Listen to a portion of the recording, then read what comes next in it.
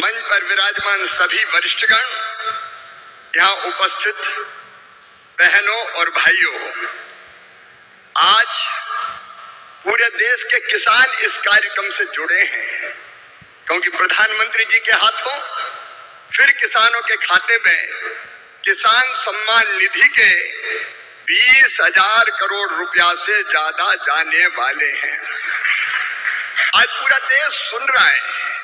खटाखट वाली पार्टी की सरकार जो कहती थी उसके मुखिया कि 1 रुपया भेजता हूं तो 15 पैसे पहुंचते हैं, लेकिन मोदी जी ने कहा था न खाऊंगा न खाने दूंगा, और इसलिए एक सिंगल क्लिक करेंगे और पूरे 20,400 करोड़ रुपया किसानों के खाते में पहुंच जाएंगे।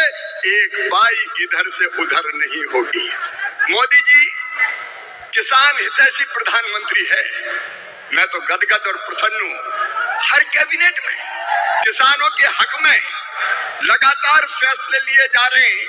मेरे प्रिय किसान भाइयों, न केवल किसान सम्मान निधि, 109 किस्म के नए बीज जो ज्यादा उत्पादन करेंगे वो किसानों को समर्पित किए गए हैं।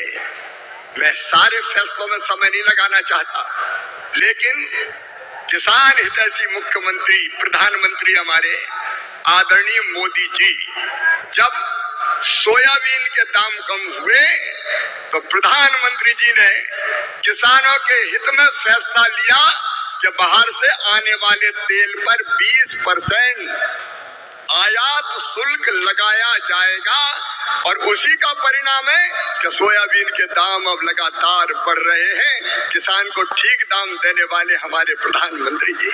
प्याज निर्यात शुल्क 40% से घटा के 20% किया है प्रधानमंत्री नरेंद्र मोदी जी ने, ताकि महाराष्ट्र के प्याज उत्पादक किसानों को और बेहतर दाम मिल सके।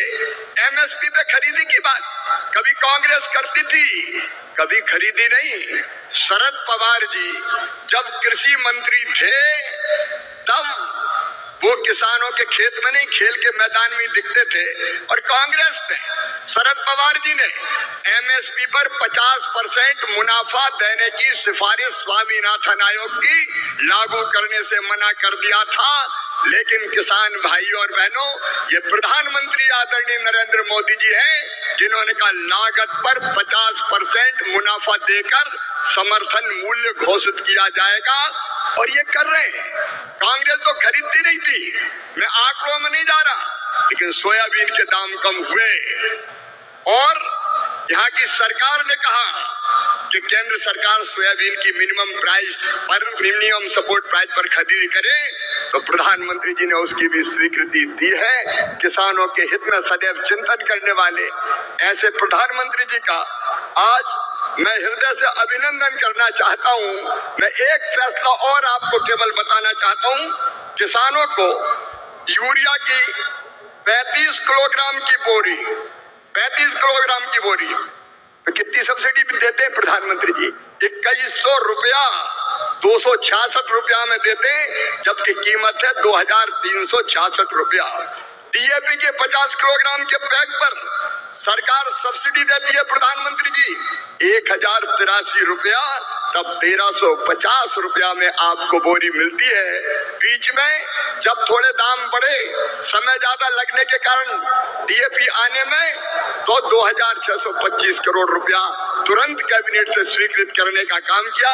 ऐसे किसान हितैषी प्रधानमंत्री श्रीमान नरेंद्र मोदी जी का मैं हृदय से स्वागत करता हूं, अभिनंदन करता हूं, और एक बार आप भी दोनों हाथ ऊपर उठा के ताली बजा के उनका स्वागत कीजिए, उनका अभिनंदन। तो देश भर के किसानों को एक बार फिर से सौगात जारी होने वाला है। पीएम किसान सम्मान निधि योजना के हितग्राहियों के खाते में एक बार फिर से पीएम किसान सम्मान निधि की 21,000 करोड़ रुपए से भी ज़्यादा किसानों के खाते में अंतरित किए जाएंगे। ये जो राशि आपके खाते में कब तक आएगा, पूरी डिटेल में जानकारी आपको देने वाले हैं, तो वीडियो को आप अंतिम तक देखिएगा।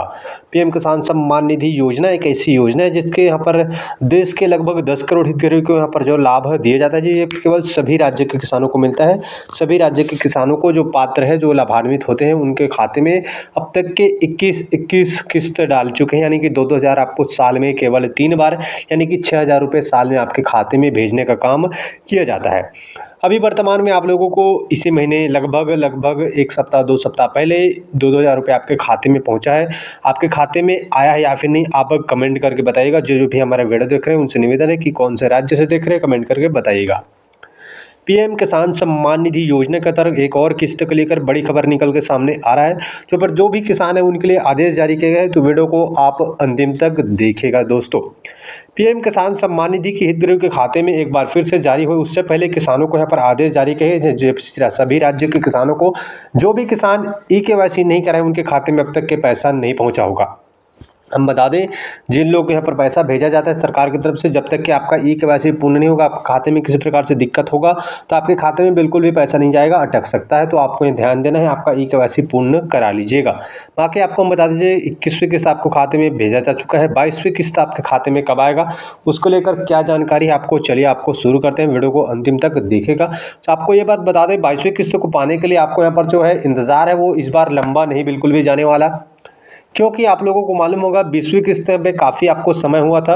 21वीं किस्त आपको समय से पहले ही यहाँ पर जारी हो गया। फिर आंकड़े देखा जाए तो समय से पहले आपके खाते में भेजे जा चुके हैं, जबकि यहाँ पर जो 4 महीने अंतराल देखा जाए तो दिसंबर में आना था, लेकिन इसको जो किस्त है वो आपके खाते में पहुँच चुका होगा।